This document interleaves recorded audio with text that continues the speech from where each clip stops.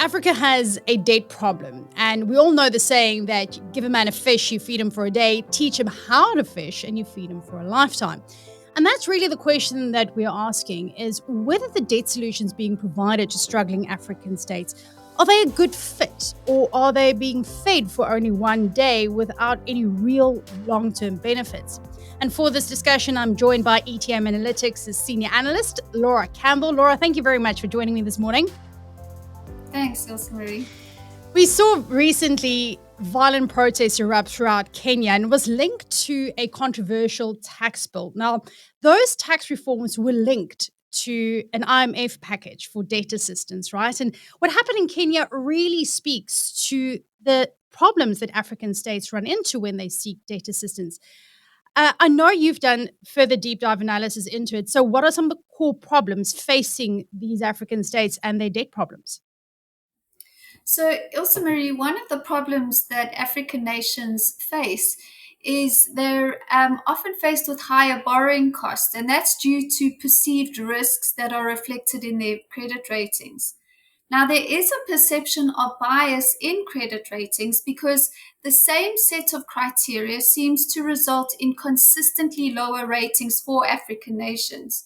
So, as an example, many African countries have a history of political instability, governance challenges, and economic volatility.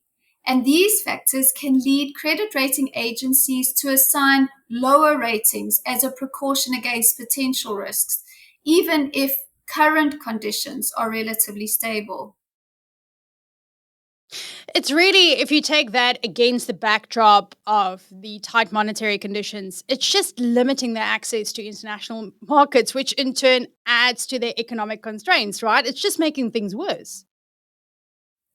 Yes, it does make things worse. And for African economies, they tend to be undiversified and often heavily reliant on commodity cycles. And this makes them vulnerable to global economic slowdowns and external shocks that impact commodity prices. In turn, these fluctuations can cause significant revenue shortfalls, hindering their ability to meet debt obligations.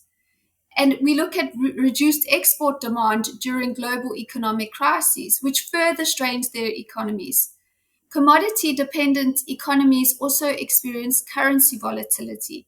Now, if you look at the Ghanaian cedi as an example, it has lost 30% of its value against the US dollar just this year, and that was partly due to a decline in cocoa export earnings.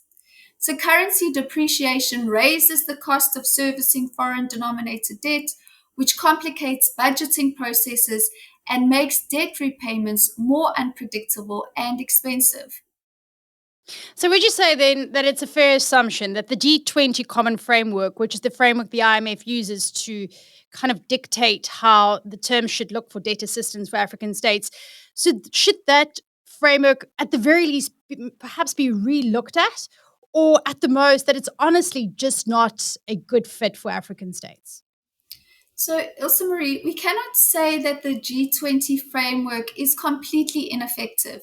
Zambia is the first country to have its debt restructured under the framework, but it has not been without its challenges. It's been criticized for being too slow and complicated, with relief efforts delayed for countries that cannot afford these delays.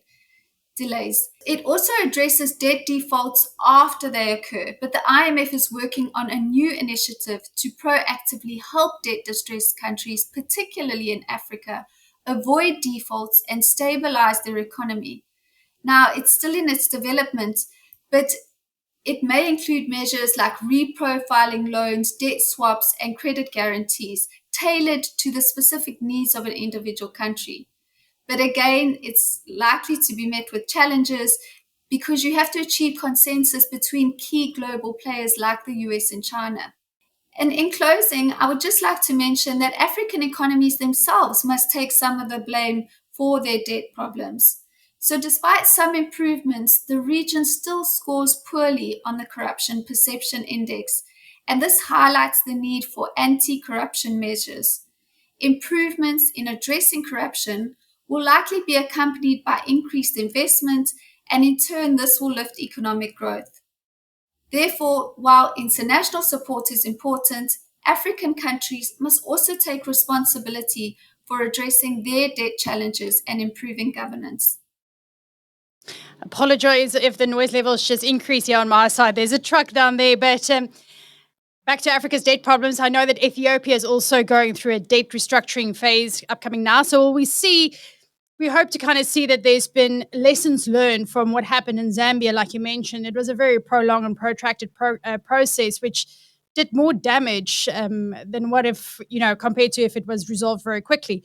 So we will definitely be keeping a close track on what's happening in Ethiopia and whether or not, perhaps these changes that's happening with the Common Framework will be beneficial to African states. Laura, thank you very much for your time, and I'm sure we will chat again soon.